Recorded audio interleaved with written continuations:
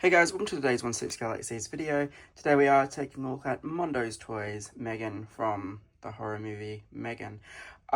So this figure was released and did start shipping in December. For whatever reason, it's taken Mondo from till now to get their stock to Pop Culture, where I ordered this from. Now, this is one of those things where Mondo products are quite highly priced. And the shipping from Mondo is kind of what kills the value of the figure. As an example, she was going to be $440, as was Cyclops, and that Cyclops video will come later today as well, more than likely. Now, Pop Culture had the 10% pre-order thing, and then you could stack that with a $50 gift card in pennies or whatever else you wanted to do there. So I actually got her for $310 because I had that, there was that 10% pre-order price guarantee, and then I applied a $50 in pennies on top of that when I ordered her. So not as bad, still probably quite expensive for the figure when we see the size of her and stuff, but ultimately not as bad as it could have been. Because yeah, generally Mondo figures are usually a bit higher than Hot Toys, and we're getting that way with EX06 as well, with the Beverly Crusher costing about 430 Australian, and some Hot Toys still sitting around that 380, 420 mark. So yeah, a little bit weird to pay those kind of prices for other companies, but yeah, we'll see how we go. Anyway, guys, let's take a look at our figure. So the box is pretty much what the original movie poster was. It's just black with M3gan. Spinning it around, we are going to see an awesome image of the figure there and the people that made it. What's really interesting here is that it's a Universal film, and Sideshow did get this, but Caustic Plastic weren't able to get Frankenstein to ship to the US because of their licensings. So that's really interesting that this made it through. Perhaps the agreements changed, or they depended on company to company, or maybe it's because M3gan is its own license and the Frankenstein stuff is something that Sideshow have done in the past, and so they went no. Who knows? Anyway, the inside of the box features this awesome purple glitter, and the trays would be in there, and then we get the images of her kind of doing that dance, which I will talk a little bit about soon. Alrighty, now this is probably going to be the most useless display stand in history. It's just that standard black Mondo base that they do, but what I really hate about Mondo is these bases, even when you extend them out, that's really as wide as they go. How is that going to fit around a waist or a leg? I imagine leg perhaps, but then she's so short, so that's not going to work. So yeah, this happens with the X-Men figures a lot as well.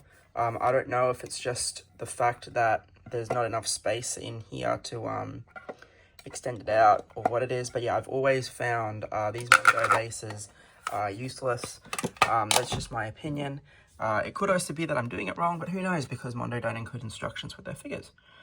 Alright, in terms of hands, we get this hand holding the severed ear. There is, as you can see, some paint apps there. Really great accessory to include. You do get two pairs of relaxed hands. I've already swapped one out. Now, there are two head sculpts. So this is Mondo's first figure to have the purrs. So you get this little tool for manipulating the eyes. And because there are two head sculpts, they thought they'd be nice and include two. You get a pair of fisticuffs. And now I can't remember if this is a pin or a stake or a nail, whatever, just because it's been a little bit since I've seen the film, but you do get this as well. Of course, you get the machete. You can see that it is blood-stained. It's not die cast or anything, but it looks looks quite cool, does the part.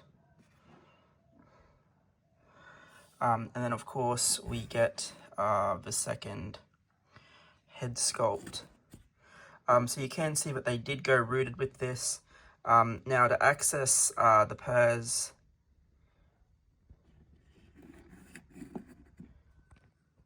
I believe there is a video online that shows you how to do that.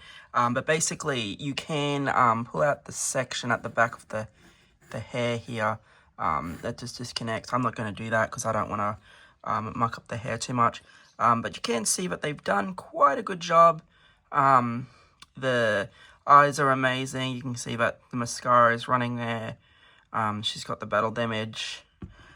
Really, really quite cool if you want to recreate that section of the film. But this look here is probably going to be the standout, and I think is what most people are going to use. I mean, don't get me wrong, it's awesome that we were given the option of having either look, but this, I think the just creepy, blank stare, neutral expression that she does is amazing.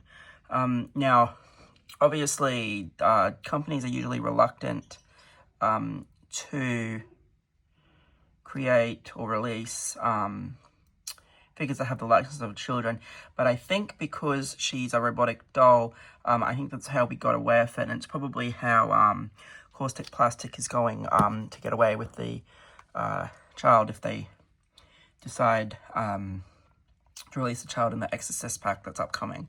So fingers crossed for that. But yeah, she's amazing. The outfit you can see looks great. Now, in terms of articulation, you are going to be able to get her to do a fair bit. And I mentioned that dance. I believe doing the poses for the dance shouldn't be any issue. You will probably just need a display stand for that though. Now the body is really solid and there's no loose joints or anything. It's actually really well done, which is why I think she will be able to hold those dance poses quite well. You can kind of see the knees through the stockings there, but everything else is great. So again, you will be able to remove the panel behind the hair there. Now the hair does come styled out of the box, and for the most part it looks pretty good. You can see that there's a little bit of stray hairs there. But that's probably from the fact that, like I said, this figure shipped in December. Well, started shipping in December, so she's been in the box presumably a long time, and that does make sense that you would get a couple of loose fuzzy hairs, especially depending on where it was stored and the fact that we are in humid Queensland. But she can stand quite well without the stand. I won't be using the Mondo stand at all, and I'm just going to have her how I had her originally, just holding the machete there. But yeah, this is worth it if you're a horror fan, I think. Yes, the Mondo website price was probably a bit high, and I mean, the fact that I only got this for $310 is obviously influencing my decision. It's probably not going to be worth those higher price unless you really, really dig the character. But yeah, I think for the most part this is well done. Anyway guys, thank you for watching this video. Hopefully you enjoyed the information.